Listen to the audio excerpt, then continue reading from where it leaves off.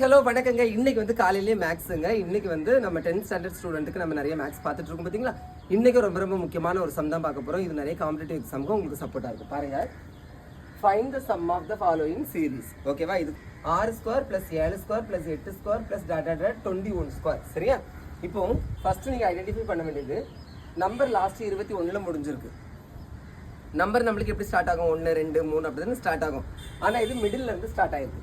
அப்போ middle means இடையில இருந்து ஸ்டார்ட் ஆயிருக்கு. அப்போ நம்ம என்ன பண்ணணும் அப்படின்னு பார்த்தீங்கன்னா, first 1 square plus 2 square plus 3 square dot dot dot last எத்தனை இருக்கு? 21 ஸ்கொயர். அதை போட்டுக்கணும்.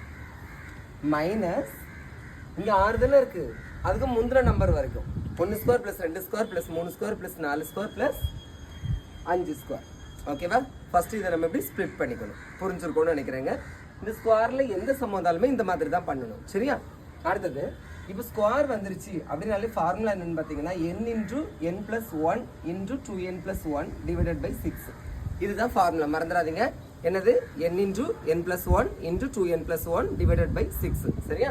ரெண்டு டேர்முக்குமே இந்த ஃபார்முலாவை நம்ம சப்ஸ்டிட்யூட் பண்ண போகிறோம். ஃபர்ஸ்ட் உள்ளதுல n எத்தனை? 21. ரெண்டாவது உள்ளதுல n எத்தனை? 5. அதாவது லாஸ்ட் இருக்கக்கூடியது. புரிஞ்சிருச்சா? என்னதுல அப்ளை பண்ணுங்க பார்க்கலாம். n 21 இன்டூ 21 plus 1 எத்தனை? 22 into 2 into n. 21 into 2 எத்தனை? 42. 42 கூட 1 ஆட் பண்ண எத்தனை? 43. புரிஞ்சிருச்சா? அடுத்தது 5 into n into 1. 5 plus 1 எத்தனை? 6. அடுத்தது 2 into n. 2 into 5 எத்தனை? 10. 10 plus 1 11. போட்டுட்டோமா? கட் பண்ணலாமா? 3 2 6. 11 2 22. அடுத்தது 1 3 3 7 3 21. அப்போ என்ன வருது? 7 இன்ட்டு 11 இன்ட்டு 43. சரியா? அடுத்தது 1 6 6. சரியா? இங்கே என்ன இருக்கு? 5 இன்ட்டு 11.